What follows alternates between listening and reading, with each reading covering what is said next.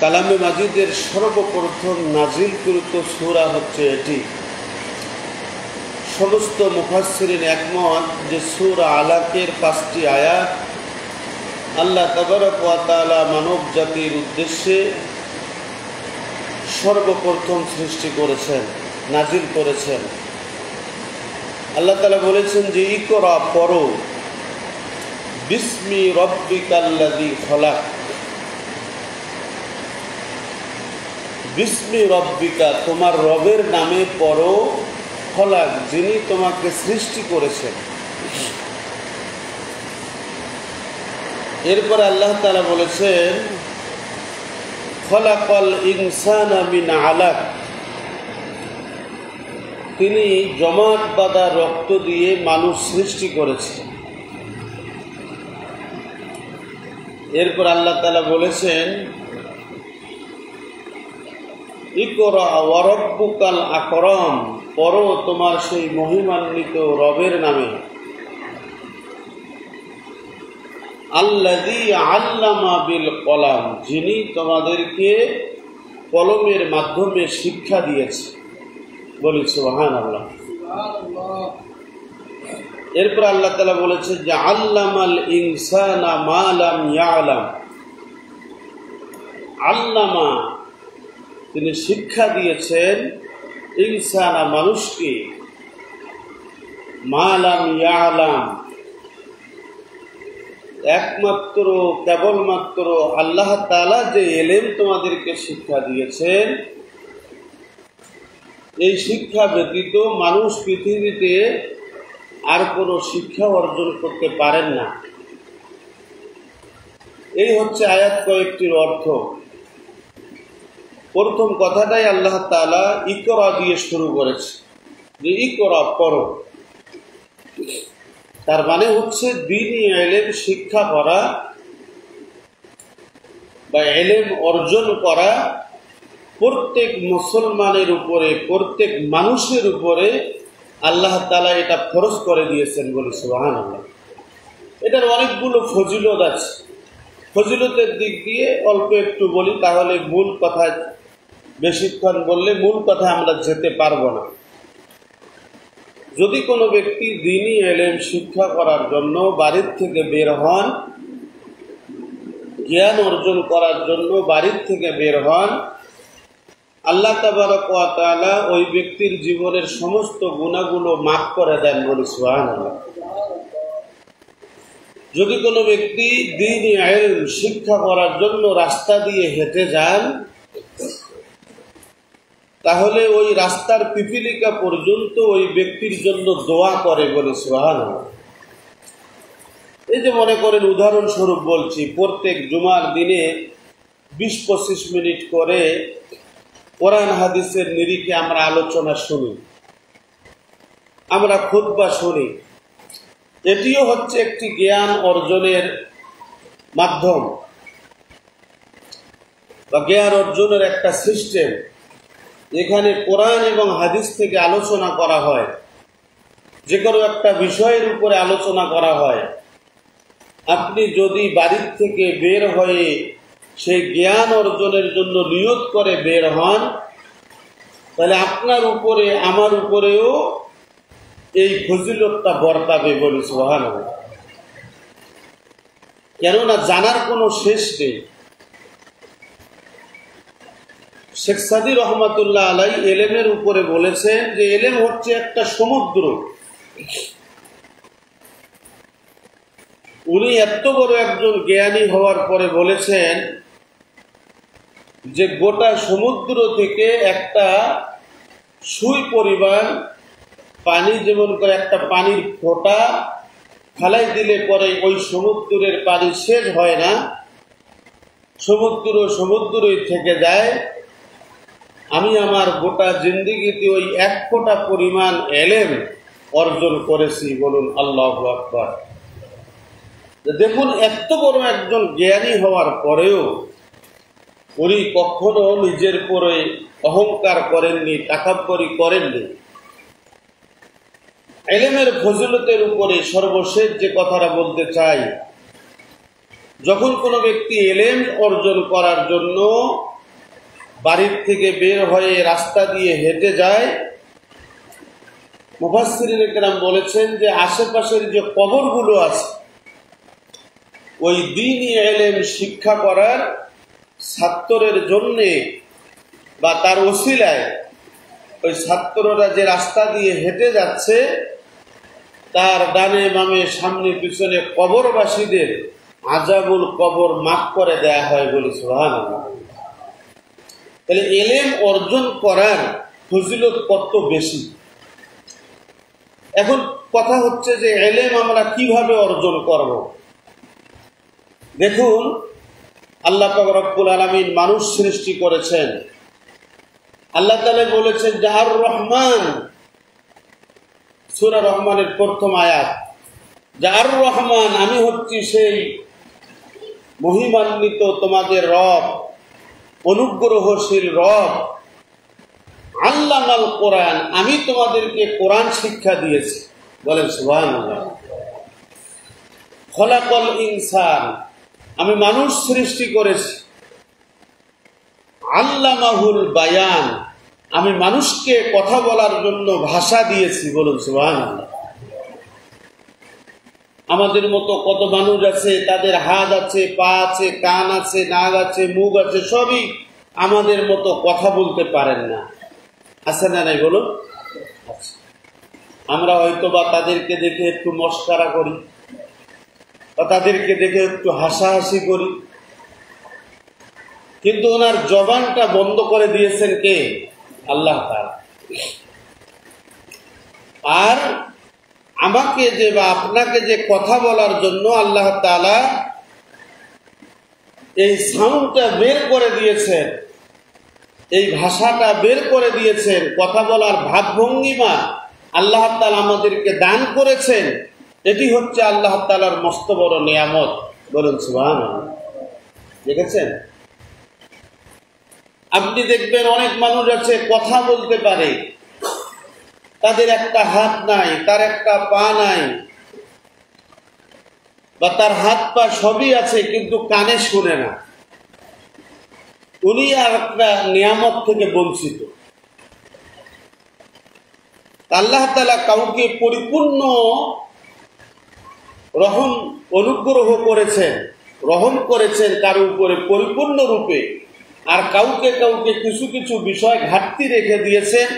এগুলো যাতে করে যাদের নাক আছে, কান আছে, চোখ আছে, মুখ আছে, কথা বলার মতো শক্তি আছে এবং শোনার মতো শ্রবণ শক্তি আছে, এই ব্যক্তিগুলো যাতে করে তাদের হাত, কান, নাক, মুখ এগুলো আল্লাহ তাআলার কাজের জন্য ব্যয় করে, এই জন্য আল্লাহ তাআলা ওই ব্যক্তিদেরকে সুস্থ রেখেছেন। বলে সুবহানাল্লাহ।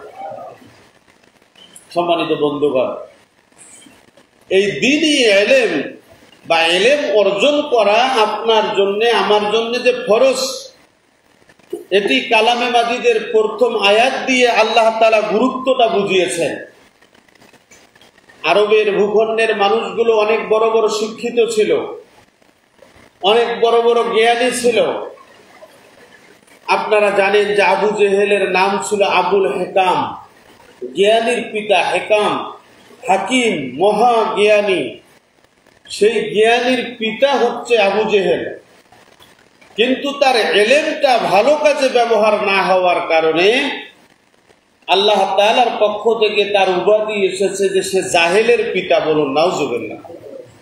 তার মানে হচ্ছে জ্ঞান আপনি আমি অর্জন করব বটে, এই জ্ঞানটা যদি যথাযথ জায়গায় ব্যয় হয় তাহলে আপনি হবেন জ্ঞানী।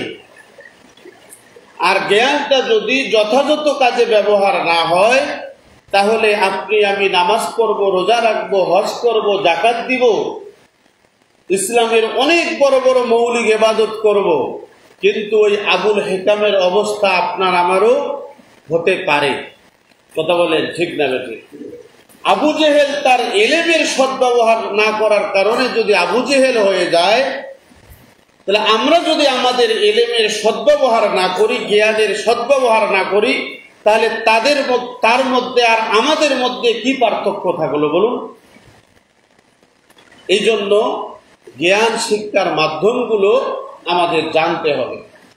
আমি শুরুতেই বলেছিলাম যে আপনার আমার বাৎসরিক একটা প্ল্যান থাকবে, পরিকল্পনা থাকবে। এই যে মুহররম মাস চলে গেল, সফর মাস চলছে, আপনি আগামী মুহররম পর্যন্ত বেঁচে থাকলে আপনি কোন কোন কাজগুলো করতে চান এটার একটা পরিকল্পনা থাকবে। আপনার জ্ঞানটাকে আপনি কোন কোন কাজে খাটাতে চান এটার একটা পরিকল্পনা থাকবে। কিন্তু আমরা পরিকল্পনাহীনভাবে জীবনযাপন করছি। আমাদের ধান্দাটা হলো যে আলহাকুমুত তাকাসুর হাত্তা যুরতুমুল মাকাবির। আল্লাহ তাআলা বলেছেন যে মানুষ তো ধোঁকার মধ্যে পড়ে আছে। এই মানুষ শুধু চাবে আজকে 1 কোটি টাকার মালিক হয়েছে, কালকে কিভাবে 10 কোটি টাকার মালিক হবে। আজকে একটা বিল্ডিং এর মালিক হয়েছে, কালকে কিভাবে 10টা বিল্ডিং এর মালিক হবে। মানুষ শুধু চাবে হাত্তা যুরতুমুল মাকাবির, যতক্ষণ কবরে যাবে না ততক্ষণ পর্যন্ত চাইতেই থাকবে। এটি আল্লাহর কথা। এজন্য জ্ঞান শিক্ষা করা। দেখুন, আপনার আমার বাড়িতে এখন কম বেশি সবার পরিবারে দেখা গেছে যে সর্বনিম্ন হলেও এসএসসি পাস বা দাখিল পাস আছে, এর উপরে তো আছে অধিকাংশ অনার্স পাস করেছে, মাস্টার্স পাস করেছে। আমাদের বাড়ির মধ্যে অনেকগুলো বই পুস্তক থাকে। দুর্ভাগ্যের বিষয় হলেও সত্য, আমাদের বাড়িতে এখন কোরআন তেলাওয়াত হয় না, আমাদের বাড়িগুলিতে হাদিসের তেলাওয়াত হয় না, আমাদের বাড়িগুলিতে নবী রাসূল সাহাবা আজমাইনদের জীবনী আর পাঠ হয় না। আপনি একটু গবেষণা করে দেখুন, 20 বছর আগে আমরা যখন রাস্তা দিয়ে হেঁটে যেতাম ফজরের পর আর মাগরিবের নামাজের পর, প্রত্যেকটা মুসলিম পরিবার থেকে পড়ার আওয়াজ আসতো। আলিফ বা তা সা জিম হা খ, বা প্রত্যেকটা পরিবার থেকে কোরআন তেলাওয়াতের আওয়াজ আসতো। সর্বপ্রথম কোরআন তেলাওয়াত হতো ওই বাসায়। কোরআন তেলাওয়াতের পরে এরপরে কার স্কুলের পড়া আছে, কার মাদ্রাসার পড়া আছে, কার কলেজের পড়াশোনা আছে, এগুলো পড়াশোনা করে বাচ্চারা স্কুল কলেজের প্রস্তুতি নিত। আমাদের নিজেদের পরিবারগুলির দিকে তাকান, সকালবেলা উঠে ফজরের নামাজ না পড়তেই প্রত্যেকটা পরিবারে মোবাইলের সাউন্ডগুলো বাজতেছে, টেলিভিশনগুলো চলছে, যেগুলোতে ভারতের সিরিয়াল আর বিভিন্ন নোবেল নাটক আর কৌতুকের গান গজল দিয়ে বাড়িগুলো ভরপুর হয়ে গেছে। আমাদের সন্তানরা জ্ঞান শূন্য হয়ে যাচ্ছে। কথা বলুন, ঠিক না বেঠিক? আমরা এইদিকে কখনো চিন্তা ভাবনা করেছি? মানুষ যে এলেম অর্জন করে, এই এলেম অর্জনের যে মাধ্যমগুলো, আপনি বিবেক দিয়ে চিন্তা ভাবনা করবেন, আপনি চোখ দিয়ে দেখবেন, আপনি হাত দিয়ে সেই কাজটাকে আঞ্জাম দিবেন, আপনার পা দিয়ে হেঁটে যেয়ে সেই কাজটাকে কিভাবে পরিপূর্ণ করা যাবে এটা করবেন। আমাদের অবুঝ শিশুদের হাতে মোবাইল ফোন তুলে দিয়ে তাদেরকে আমরা মেধা শূন্য করে ফেলছি। ইহুদি নাসারা খ্রিস্টানরা মোবাইল আবিষ্কার করছে, কম্পিউটার আবিষ্কার করতেছে, তারা অনেক বড় বড় অস্ত্র শস্ত্র এগুলো আবিষ্কার করতেছে। আর আমাদের সন্তানরা ফজরের নামাজ তো খবরেই নাই, সকালবেলা উঠে মোবাইলে সময়টা ব্যয় করে, মেধাটাকে নষ্ট করা হচ্ছে। এই বাচ্চাটা যখন উঠতি বয়সে আসতেছে তখন হয়তো বা সঙ্গ দোষে নেশার সঙ্গে জড়িয়ে যাচ্ছে, আর না হলে মেয়েদের পিছনে ঘুরঘুর করছে। এরপরে আরেকটু সময় চলে গেলে এমন নেশাগ্রস্ত হচ্ছে, শেষ পর্যন্ত তাকে যে আপনি বিয়ে শাদী দিবেন, একটা ব্যবসা প্রতিষ্ঠান গড়ে দেবেন, আপনি পিতা হিসাবে সাহস পাচ্ছেন না, কেননা আপনার সন্তান তো অলরেডি নষ্ট হয়ে গেছে। কথা বলুন, ঠিক না বেঠিক? এজন্য দ্বীনি ইলমের কথা বলা হয়েছে শরীয়ত। হযরত উমর রাদিয়াল্লাহু তাআলা আনহুর একটা ইতিহাস, সংক্ষিপ্ত একটা ঘটনা বলি। একজন যুবক, তার পিতা, যুবকের পিতা হযরত উমরের কাছে এসে বিচার দিচ্ছে বলছে, আমিরুল মুমিনিন, আমার সন্তান তো আমার কথা শোনে না। আমার সন্তান আমার উপরে রাগ করে, আমার সাথে কথায় কথায় তর্ক করে, আমার সাথে বেয়াদবি করে। আমার সন্তানকে আমি কোনোভাবেই কন্ট্রোল করতে পারতেছি না। হযরত উমর রাদিয়াল্লাহু তাআলা আনহু বললেন যে, তোমার সন্তানকে নিয়ে আমার দরবারে হাজির হও। হযরত উমর রাদিয়াল্লাহু তাআলা আনহুর দরবারে ওই যুবককে নিয়ে ওই বৃদ্ধ হাজির হয়ে গেল। হযরত উমর যুবককে প্রশ্ন করছে, যুবক, তোমার বাবা তোমার বিরুদ্ধে মামলা করেছে, নালিশ দিয়েছে, তুমি তোমার বাবার সাথে খারাপ আচরণ করেছ, তোমার বাবার সাথে রাগান্বিত ভাষায় কথা বলেছ, বাবাকে বাবা হিসাবে মূল্যায়ন করছো না, কারণটা কি? যুবক বলছে, আমিরুল মুমিনিন, আমি অপরাধী, আপনি আমাকে যেই শাস্তি দেবেন আমি সেই শাস্তি মাথা পেতে নিতে প্রস্তুত আছি, কিন্তু আমার কিছু জানার আছে। আপনি আমার বাবার নোটিশ অনুযায়ী, মামলা অনুযায়ী আমার বিচার করবেন, কোনো সমস্যা নেই, কিন্তু আমি জানতে চাই আমার বাবা যে আমাকে জন্ম দিয়েছেন, আমার উপরে আমার বাবার কোনো অধিকার আছে কি নাই, আমাকে কিভাবে লালন পালন করতে হবে, আমাকে কিভাবে গড়তে হবে, এ ব্যাপারে আমার বাবার কোনো ভূমিকা আছে কি নাই শরীয়তে, এটা আমি জানতে চাই। হযরত উমর রাদিয়াল্লাহু তাআলা আনহু বললেন, জি আছে। যে সর্বপ্রথম সন্তান জন্ম লাভ করার পরে সন্তানের ডান কানে আজান দেয়া, বাম কানের মধ্যে ইকামত দেয়া, এরপরে ভালো কোনো বুজুর্গ ব্যক্তির মাধ্যমে দোয়া দরুদ করিয়ে, যদি খেজুর থাকে বাসায়, খেজুরটা তার খেজুরের লালা মুখের মধ্যে দিয়ে দেয়, এটা সুন্নাত।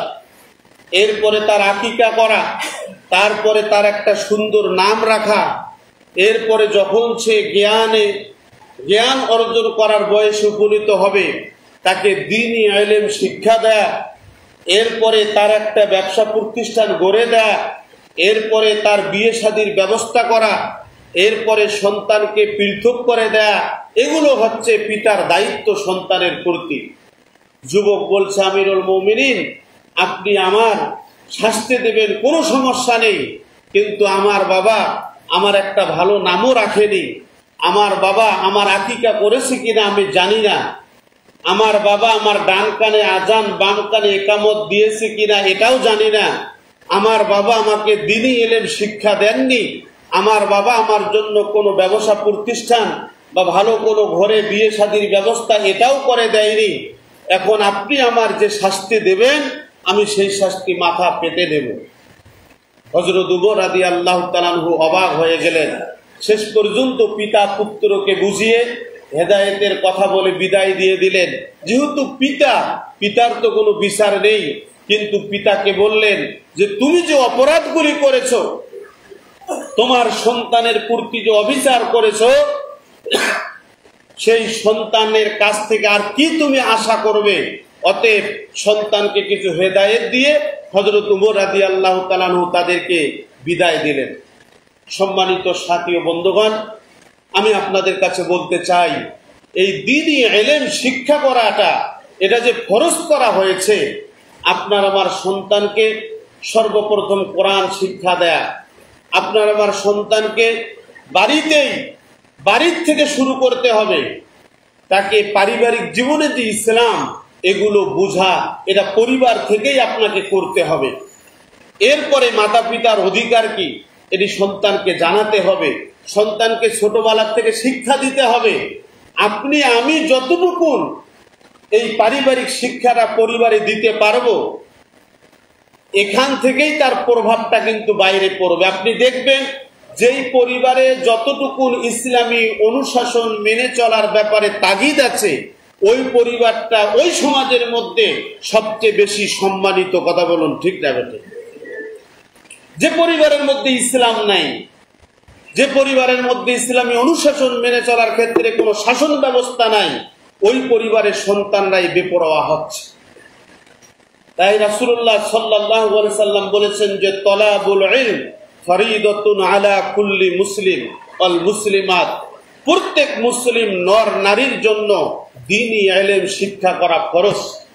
এখানে দ্বীনি ইলমের স্পষ্ট সংক্ষিপ্ত সংজ্ঞাটা হচ্ছে যে আপনি একজন মুসলমান, মুসলমানিত্ব কাকে বলে, ইসলামটা কি, অনিসলামটা কি, ব্যক্তি জীবনে ইসলাম কি, পারিবারিক জীবনে ইসলাম কি, সামাজিক জীবনে ইসলাম কি, অর্থনীতিতে ইসলাম কি, রাজনীতিতে ইসলাম কি, সংস্কৃতিতে ইসলাম কি, ইসলাম বলেছে কি আর আমি করতেছি কি, এতটুকু পার্থক্য যেই বাবা বা যেই অভিভাবক তার সন্তানকে বুঝাতে সক্ষম হবে, ওই পরিবারের মধ্যে কোনো অনিসলামিক কর্মকাণ্ড ঘটবে না। কথা বলুন, ঠিক যাবে ঠিক? আজকে আমাদের সমাজে যেগুলো প্রভাব আমরা খেয়াল করছি, এই আমাদের দ্বীনি ইলম চর্চার যে ঘাটতি, এই ঘাটতিটা আমরা উপলব্ধি করতে পারছি। এখন আল্লাহ পাক রব্বুল আলামিন আমাদের সকলকে ইসলাম জানা, ইসলাম মানা, ইসলামের মধ্যে ফরজিয়াত ইবাদত কোনগুলি, ইসলাম ওয়াজিব করে দিয়েছেন কোন আমলগুলি, ইসলাম কোনটাকে মুস্তাহাব করেছেন, কোনটাকে সুন্নাত করেছেন, কোনটাকে হালাল করেছেন, কোনটাকে হারাম করেছেন, এই জ্ঞানগুলি অর্জন করে আমাদের বাস্তব জীবনে আমল করার তৌফিক দান করুন। সকলে বলছি আল্লাহুম্মা আমিন। এ আশা ব্যক্ত করে সংক্ষিপ্ত কথা এখানেই শেষ করছি। বিশেষ করে অনুরোধ করছি, আপনারা সকলেই যারা বারান্দায় বসেছেন, ভিতরে জায়গা পেলে আপনারা নামাজের শুরুতেই সুন্নত নামাজ পড়ে বসে যাবেন, এরপরে খুতবা হবে, তারপর নামাজ হবে। আর আজকে জরুরি ভিত্তিতে আমাদের মোহতারাম এই মসজিদের সাবেক সভাপতি মকবুল চাচা উনি কিছু কথা বলবেন, আপনারা সকলে মনোযোগ দিয়ে শুনবেন।